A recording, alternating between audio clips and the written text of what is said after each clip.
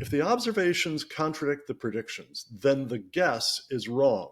And it doesn't matter how smart you are or how beautiful the guess is, and I would add, or how many other people agree with you, which is itself a logical fallacy. If the observations contradict the predictions, the guess is wrong.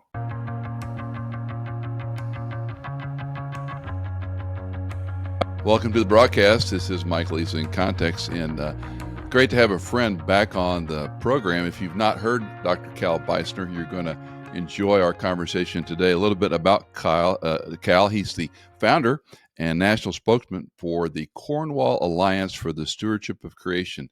And as always, in our show notes, we have all this information. If you're not familiar with the Cornwall Alliance, you need to go there as soon as this podcast is over and take a look at all the great work Cal and others are doing.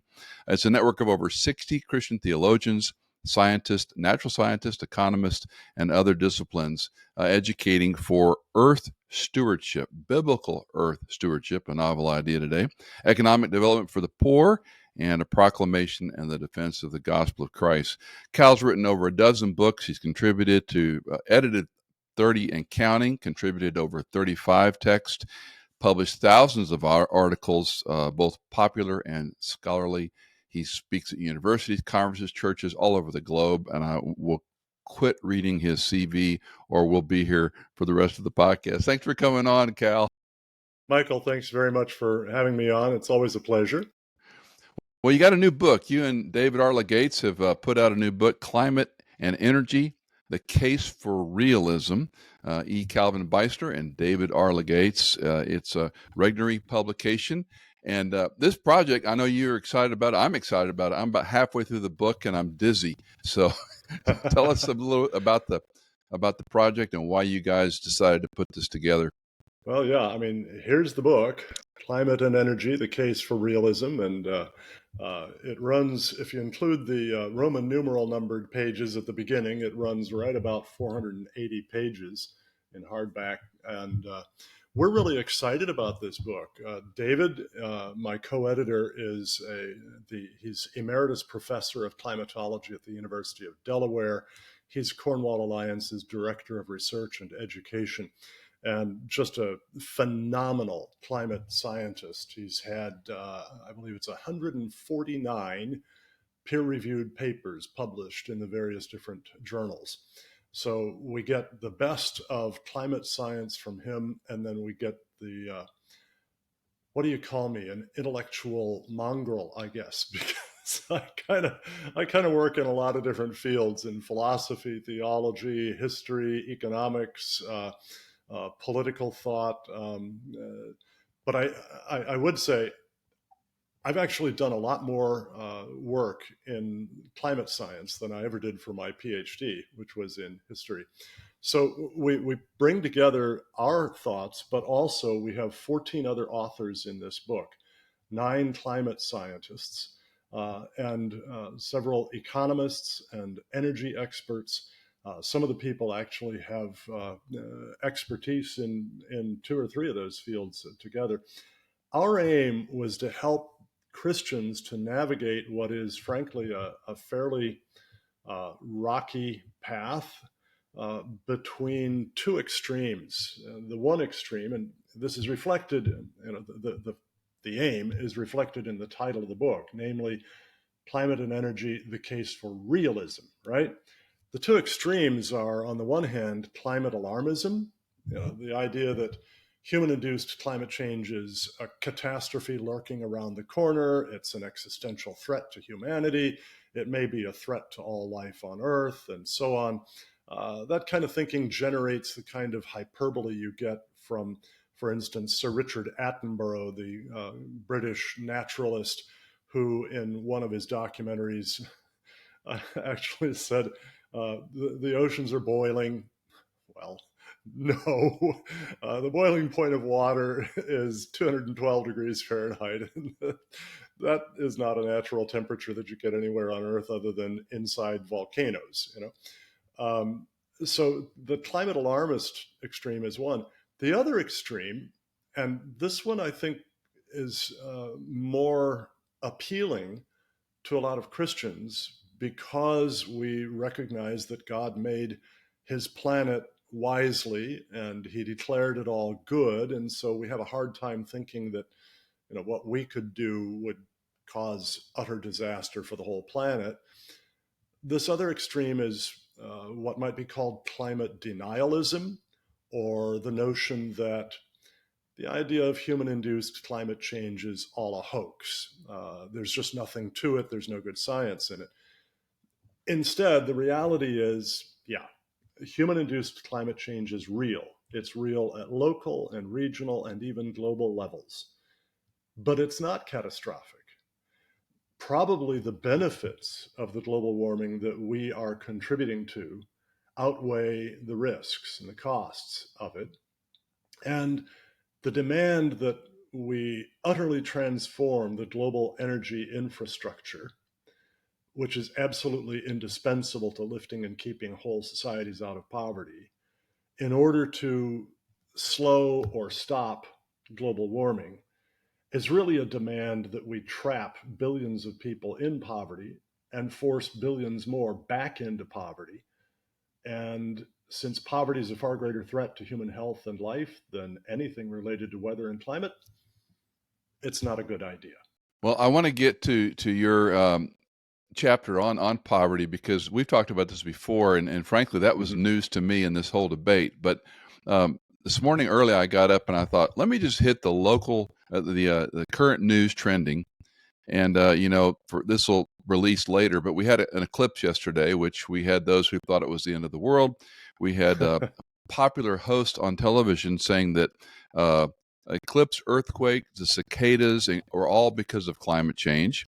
One of these View experts. I went to NASA because NASA is the repository of all truth and science, and under evidence of climate change, quote, there's unequivocal evidence that the Earth is warming at an unprecedented rate. Human activity is the principal cause. In a European court recently, and you probably saw this on the BBC, a group of Swiss women have won, the first ever climate case victory in a European Court of Human Rights. Mm-hmm. And of course, Wikipedia, the repository of all truth, climate change, and the rest of us are deniers. And you guys get into this pretty deeply in the book. But Cal, the populist, public, quote, mainstream social media volume of information is completely carbon is bad, exchanges, we got to do this, we got to spend trillions of dollars to fix these problems. Mm-hmm. And before we talk about poverty, just where did this mountain of information become so accepted? Boy, where did it become so accepted? How did it become so accepted? Okay, how? That's a huge question. Well, that's why I'm asking you. You're about halfway through the book. You know that chapter 1 of the book by Dr. David Legates, chapter 2, actually, I guess, on the history of climate change, David points out, look, it's not about the science, and it never has been. If you look at the history of the environmental movement, it is a history of one claim of disaster around the corner, following another claim, and so on.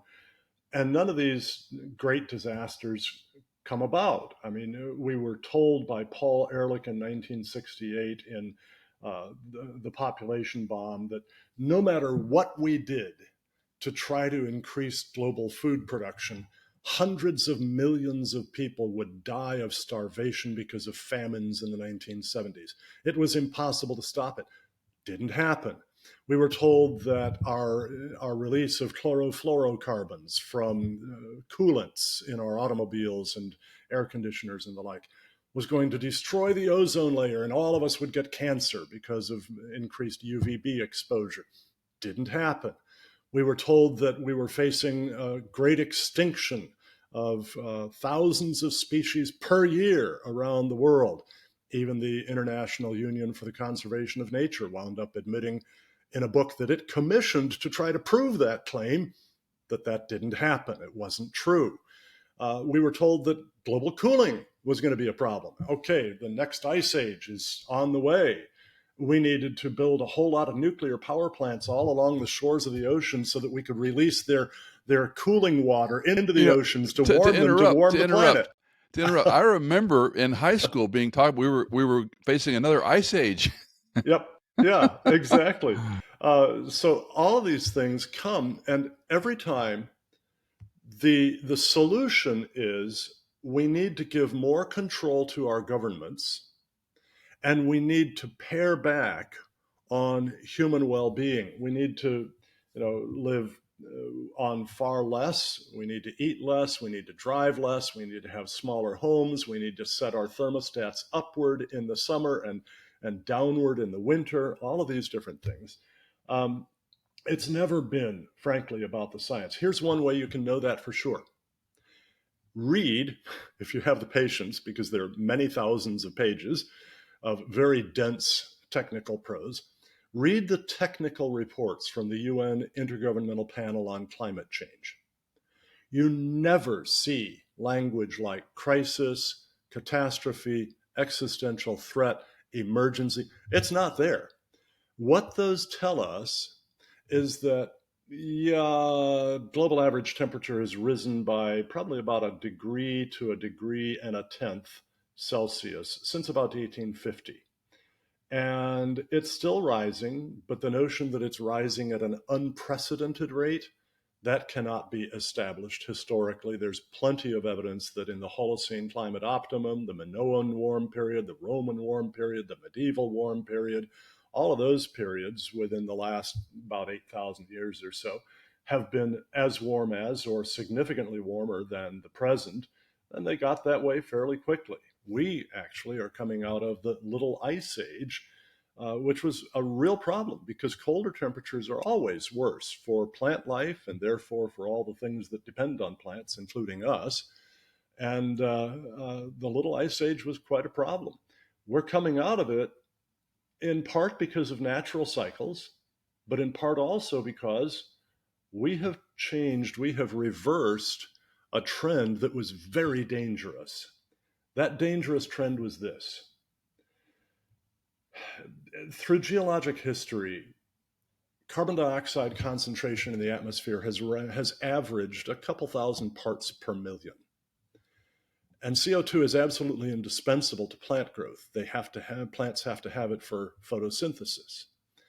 Well, just before the Industrial Revolution, CO2 concentration in the atmosphere had fallen to about 270 parts per million.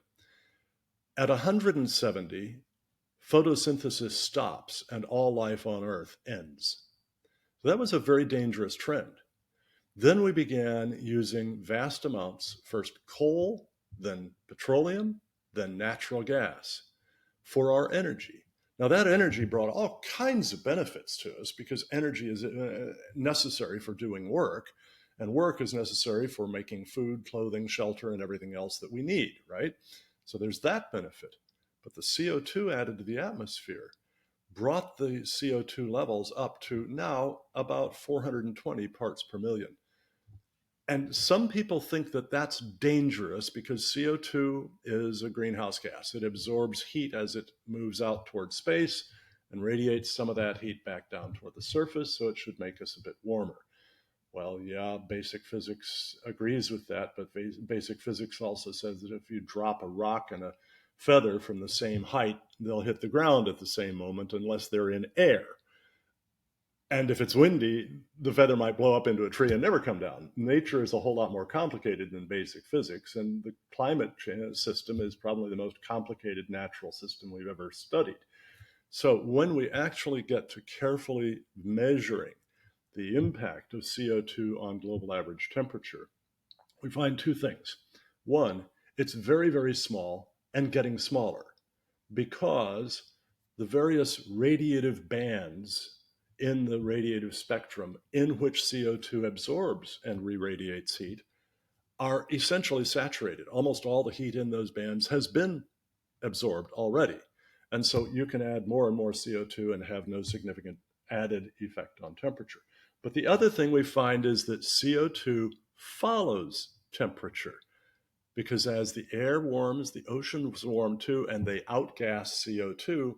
So CO2 is more a lagging indicator than a leading indicator of temperature. I remember David Legates last time he was on saying that it was the elixir to the environment. Absolutely. The elixir of life, the Yeah. more CO2 in the atmosphere, the better plants grow. For every doubling of CO2 concentration in the atmosphere, you get an average 35% increase in plant growth efficiency. They grow better in warmer and cooler climates. They grow better in wetter and drier soils. They make better use of soil nutrients. They resist diseases and pests better. They improve their fruit to fiber ratio. They expand their range. You find them growing in more places, and that means everything that depends on them benefits. And if you're worried about headed into the sixth mass extinction, which by the way we're not, but if you're worried about that, you should be really glad that added CO2 is making plant growth expand all over the world, because that means there are more habitats in which all the various different creatures can thrive. Now, one of the popular allegations, and you document this in the book to a tedium degree, is the denialists, deniers. I mean, this proliferation of internet searches. You know, if you say anything contrary to follow the science, which I want to get to, you're a Yep. denier. You make a very good point early on in your chapter about adaptation versus mitigation. Yeah. Explain that to folks. Well, look, even the UN IPCC, the Intergovernmental Panel on Climate Change, agrees in its publications that we are fully capable of adapting well to whatever warming comes to us in the future. In fact, in its 2018 special report on global warming of 1.5 degree Celsius, all right, in that they told us that if we did absolutely nothing to slow global warming, which means that it would far exceed 1.5 degrees above the pre-industrial temperature, we're almost there, we're about 1.1 or 1.2 right now. If we did nothing to slow it, we would go far past the 1.5 degrees. And the result of that warming would be to reduce gross world product, total wealth created every year in the world, okay, by about 2.6%. Now, that might sound bad, except that's 2% and 2.6% not of today's gross world product, but of GWP in the year 2100. Well, what happens between now and 2100? All the best economic forecasts indicate we're probably going to continue to average economic growth that we've had over the past 100 years, around 3% per year. And what that means is that at the end of the century, we would have GWP per capita of about just short of 9 times what it is today. The average person in the world would be about 9 times wealthier than now. So according to the IPCC, you take 2.6% off of that, and the result is the average person, instead of being just short of 9 times wealthier, will be just about 8.5 times wealthier. That doesn't sound like catastrophe to me.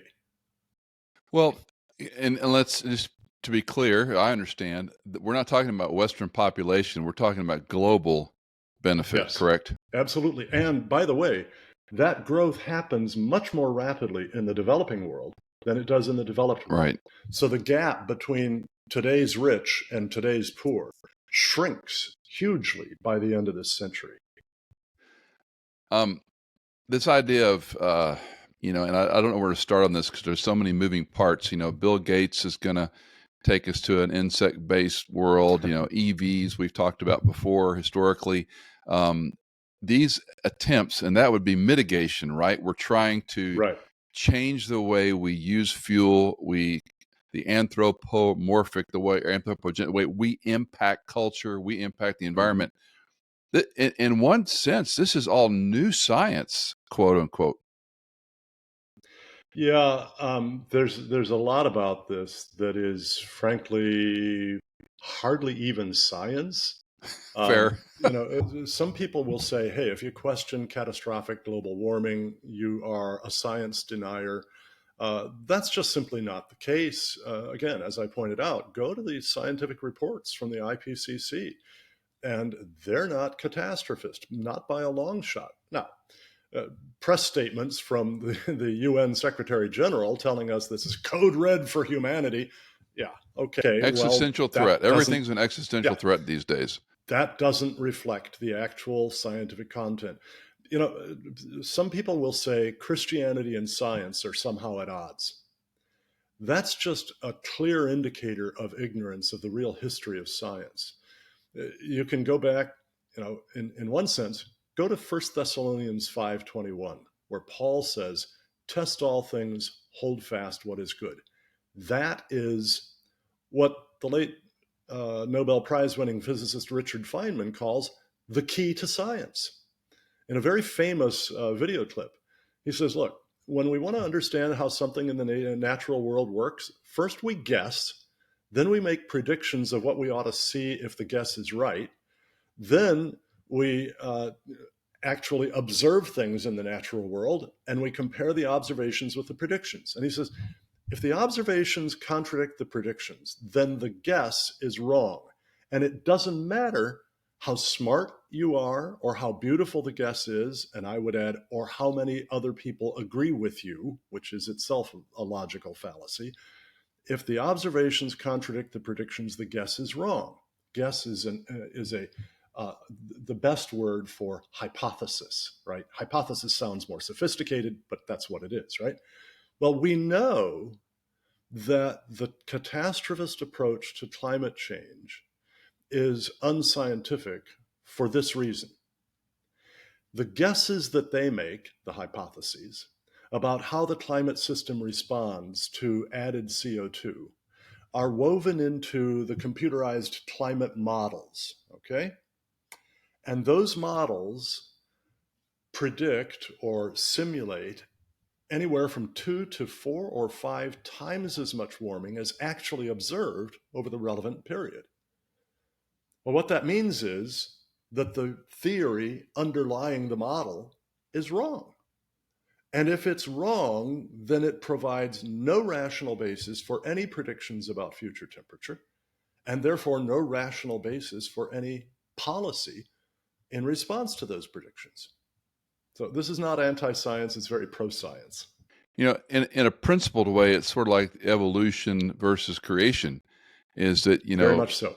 we have a hypothesis, and comparative anatomy 101 is pretty convincing. Mammals have lungs, mammals have livers and kidneys, and so forth and so on. And you go, well, it looks like we could crawl up from a Cro-Magnon to a human being.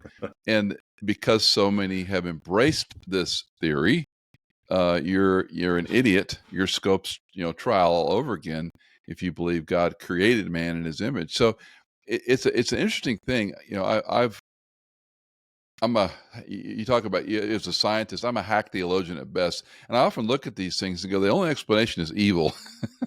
There just seems to peel back. I mean, why the Green New Deal? Why this push for EV? Why this anti-carbon thing? Why this anti-fossil fuels? Which some estimates in the book talk about they're almost inexhaustible resources, and we're getting more efficient in how we utilize these things. I mean, you and I grew up in an era where 8 to 10 miles to gallon was a pretty good deal. And now you're looking at vehicles getting 20 and some 30 miles to the gallon. Yeah. So there have been improvements, but it just seems like you're, the sky is falling, chicken little if you say, wait, there's really not a catastrophic crisis. There are issues that can be addressed. I remember I think you made the comment, sure, we want clean water. When you see millions of plastic water bottles in the Indian Ocean, yeah, we should clean these things up. But at the same time, there's this amalgam, Cal, that, that the sky is falling. You're an idiot if you don't understand it. We need the Green New Deal, so forth and so on, if we're going to remedy this. Yeah, well, you mentioned the Green New Deal, and it's interesting that AOC's chief of staff, back at the time when the Green New Deal was coming out, right? He very, very explicitly said that we didn't see this as something about the environment or climate at all. This was all about how to completely restructure the economy to essentially get rid of capitalism. Similarly, Christiana Figueres, who was for a long time the chairwoman of the UN Framework Convention on Climate Change, uh, or Secretary General is what they call it, of that. She said in the lead up to the Paris Climate Summit, which resulted in the Paris Climate Agreement, right? She said, "This is our first opportunity to completely change the global economic order." And it wasn't about environment. It was about moving from capitalism, from private property rights, entrepreneurship, free trade, limited government, the rule of law, to socialism. Socialism on a global scale, uh, organized by an increasingly global government, unaccountable to ordinary people. Otmar Edenhofer, who was a co-chairman of the UN Intergovernmental Panel on Climate Change, said, "You must not mistake what we're doing at the climate summit and the treaty that we're trying to put together. You must not mistake this as an environmental conference. This has nothing to do with the environment anymore. It is all about economics. This is the world's largest economic conference." So the very people behind this acknowledge that their real aim is changing the global economy from free enterprise, free trade, and the like to socialism, and their aim is to break down national sovereignty.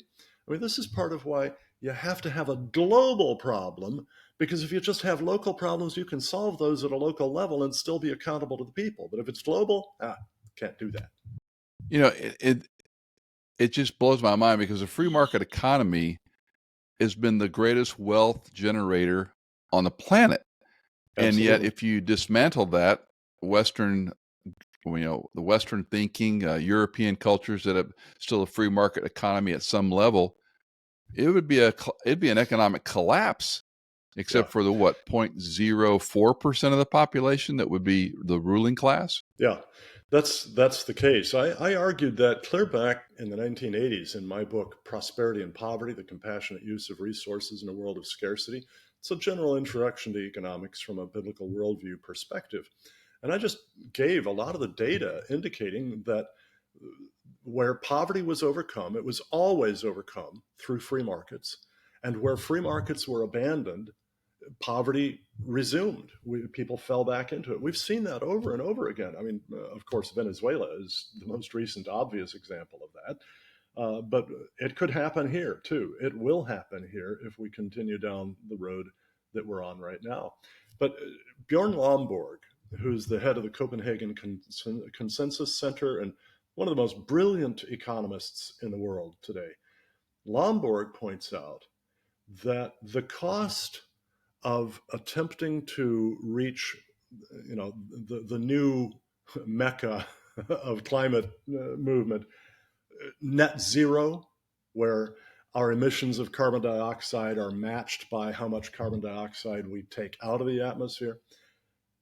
Reaching net zero would cost an average of $27 trillion per year from now to the end of the century, at which point it would have risen to $60 trillion per year.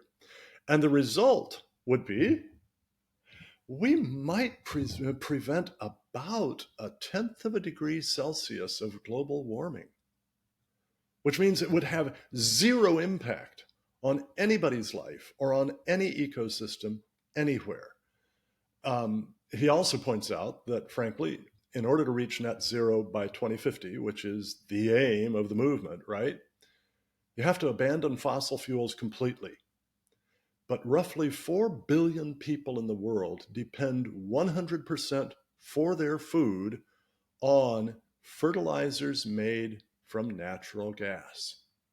You abandon fossil fuels, you lose those fertilizers, 4 billion people are without food. That's not a great idea. Well, again, I do want to talk about the poverty aspect of this because for all of the mindset the green environment and so forth. And that Green New Deal has metastasized into a lot of different things. But the Yep. idea that it's a cleaner earth, it's a better earth, it's healthier, is actually counterproductive. But one of the things I want to ask you is this move. Government is government's not accountable for anything they do other than elections, but even that cycle seems to be in great peril. And so you've Yes. got this almost glacial tectonic pressure of environment, climate. It's almost a religion. And young people look at it and they go, yeah, that makes sense. We need a cleaner this, a cleaner that, a better this, a better that. And universal income, we've talked about, I think, in a former discussion you and I've had. Um, let me go to remedy for a minute. How do we encourage folks to think a little more critically? I know, in truth, that's what your book's doing, but from a pragmatic level, when you're in these conversations and activities, you're the village idiot if you say things like fossil fuels are good, natural gas is extraordinary, and it seems like we're on our heels in so many of these arguments. Yeah. Well, um, I'm afraid it's just hard work. Critical thinking I is think you hard said that work. You last can't. time. Maybe I did. You can't be mentally lazy and be a critical thinker. You have to learn facts. You have to learn logic. You have to learn to think in a straight line. And so I'm afraid there just is no easy solution to it. That's part of why we did our book. But I do have some good news for all of our readers here. As you know, every chapter starts out with a one-page summary that is written for lay readers so that they get the gist of the chapter's lessons right there in a single page, in very, very clear, simple language. And then, because they've read that, they'll probably understand everything else that comes after that. And frankly, we asked all of our authors to write very, very simply. We actually had to reject one chapter by a couple of magnificent physicists who are dear friends of mine, and I love their work. But I said, you have to write this for lay people. And what came to me included, I think it was about 35 differential equations. Now, I'm sorry, no, those will not be understood. So David Legates rewrote that chapter and explained the gist and took out all the differential equations. But yeah, we're wanting to provide the kind of tools for thinking that people need to think critically about this. And when they do, I think they can reach good conclusions. But as Christians, we have the Logos, we have the mind of Christ living in us, right? And that predisposes us in certain directions. For instance, the idea that increasing CO2 from 27 thousandths of 1% of the atmosphere to 42 thousandths of 1% of the atmosphere is going to cause catastrophe is very inconsistent with the biblical teaching that an infinitely wise God designed, an infinitely powerful God created, and an infinitely faithful God sustains the earth and everything in it, including the climate system.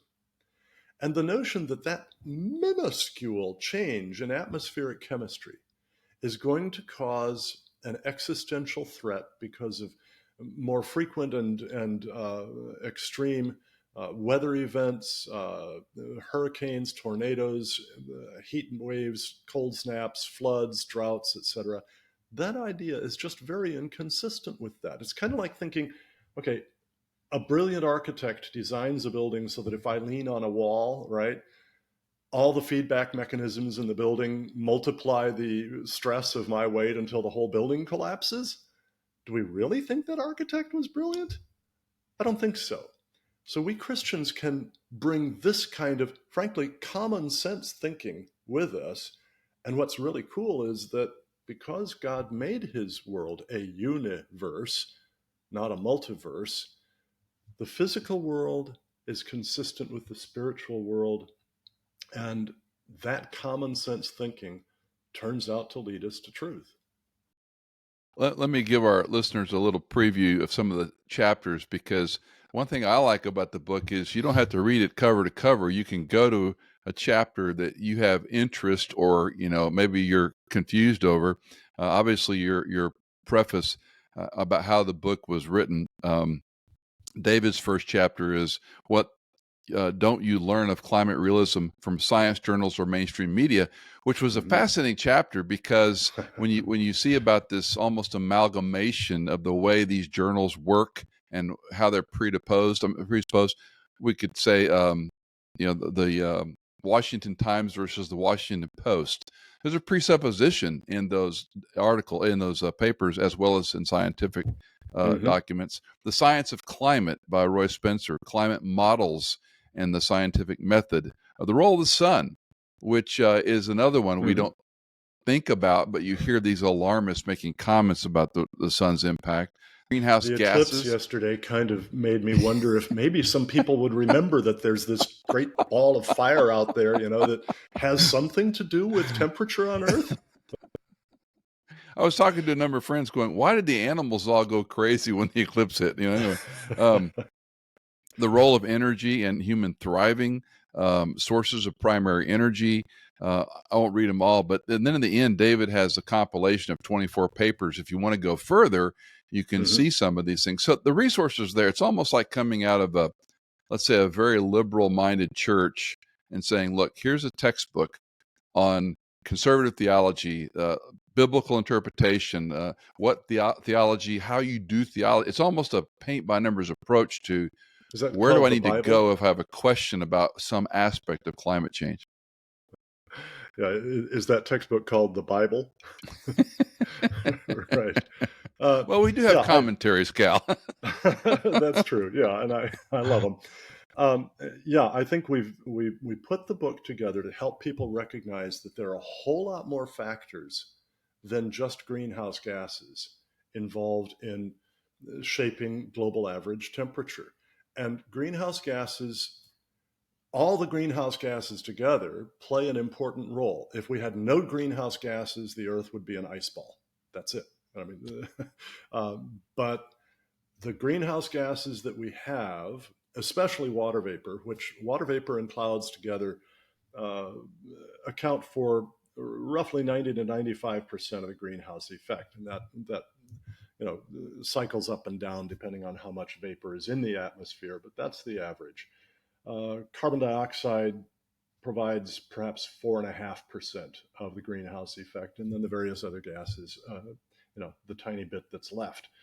Um, the greenhouse gases are important to get us from iceball Earth to the roughly 59 degrees Fahrenheit global average temperature that subsisted around the beginning of the 20th century. But to get us much above that or much below that, the greenhouse gases don't have much function because, as I explained earlier, each of them absorbs heat and re-radiates it only in certain spectra, certain bands of the radiation spectra. And those are mostly pretty close to saturated. And so a little up and down really doesn't affect much.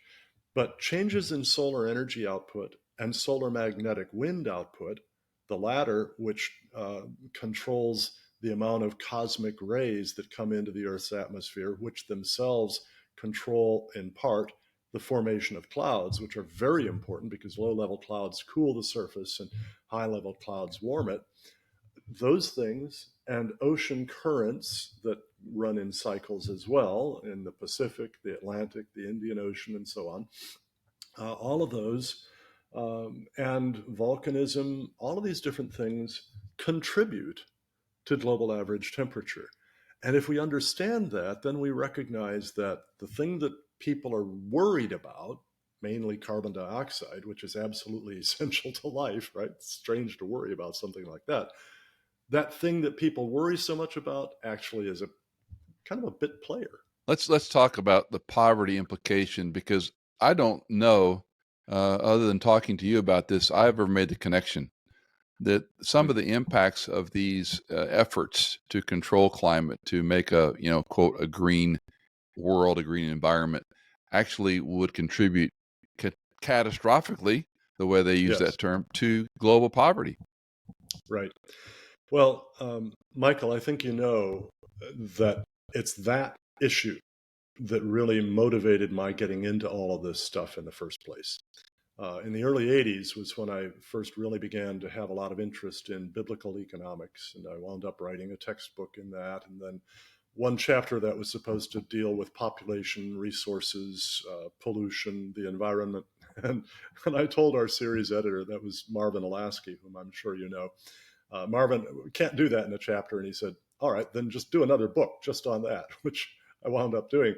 Um, but what got my real interest in this was an experience in my very early childhood. My father had taken a position with the US State Department that took us to Calcutta, India. And this is late 50s, right? And my mother became very ill, actually paralyzed for roughly 6 months. And so every day, my ayah or nurse would take me by the hand and lead me a number of blocks to an Indian home where I would spend the day. We were out very early in the morning. And all along the way, I was stepping over the bodies of people who had died of starvation and disease. I saw poverty in an extremity that the vast majority of Americans cannot even imagine. And when I became a Christian, when I saw what the Bible teaches about our responsibility to be caring for the poor and helping to shape conditions such that they can rise out of poverty, when I saw that, and then when I saw that so much environmental policy really undermines the capacity of people to rise out of poverty, to overcome that poverty. That was what got me so committed to fighting this battle, led to my writing a few other books in the field, and of course, many articles, and then eventually starting the Cornwall Alliance. You know, earlier on in today's show, I mentioned that energy is absolutely indispensable to doing work. As a matter of fact, back in grade school, you learned the definition of energy was the capacity to do work, right? Well, work is necessary to make food, clothing, shelter, uh, transportation, medical care, everything else. Everything we need, we have to have work to do it. Well, the more energy you can apply, the more work can be done. We used to have basically the energy of our own bodies, which was very, very limited, plus the few animals that we could domesticate and use their energy, horses and oxen, donkeys, right? That was about it. We lived in a carbohydrate based energy system. Carbohydrates make energy in our bodies, right? And in the animals' bodies. That was very, very limited energy. It was when we found out that we could first harness wind and water, water wheels, sails, things like that. That gave us some energy that wasn't carbohydrate based. And then we figured out we could burn coal. And then we found that petroleum wasn't just a nuisance where it bubbled out of the ground. We could refine that into a variety of different fuels and get energy from that. And then we figured out how to use carbon dioxide and natural gas. When we figured those things out, the amount of energy that could be harnessed per person multiplied thousands of times. And so, from roughly 1800, the year 1800, to the year 2000, a 200-year period, the average the gross national product per capita of people in the developed world multiplied by over 19 times. And that's despite the fact that at the same time, population multiplied by about 10 times. And that's just a tremendous thing, because what it meant was that, say, infant and child mortality rates, the odds of dying before your fifth birthday plummeted from about 50% prior to the Industrial Revolution to now all around the world way below 10%, and industrialized countries way below 1%. Average human life expectancy at birth rose from about 27 or 28 years prior to the Industrial Revolution to about 70 years worldwide right now, and about 80 years in highly developed nations. And there's no end in sight for that unless we turn away from the very things that enabled us to conquer poverty.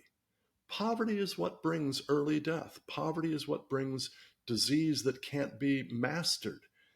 And when we're told that we have to abandon the most abundant, affordable, reliable, scalable energy sources we have, coal, oil, and natural gas, and replace them with wind and solar, which, because they're very, very low density, diffuse, intermittent, they are therefore not abundant, not reliable, and not affordable, we're being told to go back to poverty. That just doesn't make sense. Yeah, it's a puzzle, and I've learned long ago you don't put your hope in elections, but Amen. it's an interesting place and time. I remind myself that God's sovereign, and we're under His providential care, and things go badly sometimes because governmental Yes. influence is not always for our good. And so we're in this Yeah. quandary of having the book of life, and yet we're also fighting for a moral, horizontal world where people can prosper and have a Yeah. good crop, a good herd for most of the world, not us per se, but it's a Yeah. striking parallel. And again, I appreciate your work in that, because Yeah. prior to meeting you a few years ago, I'd never made that connection that climate impact and fuel has a dire consequence on those who are already impoverished. Have you had a chance to read the very last chapter of the book yet by I Vijay have not gotten that Jayanaj? far. I will. Oh, you will love it. You will love it. Vijay is a climate scientist, didn't quite finish his PhD in climatology, but did most of the work toward it.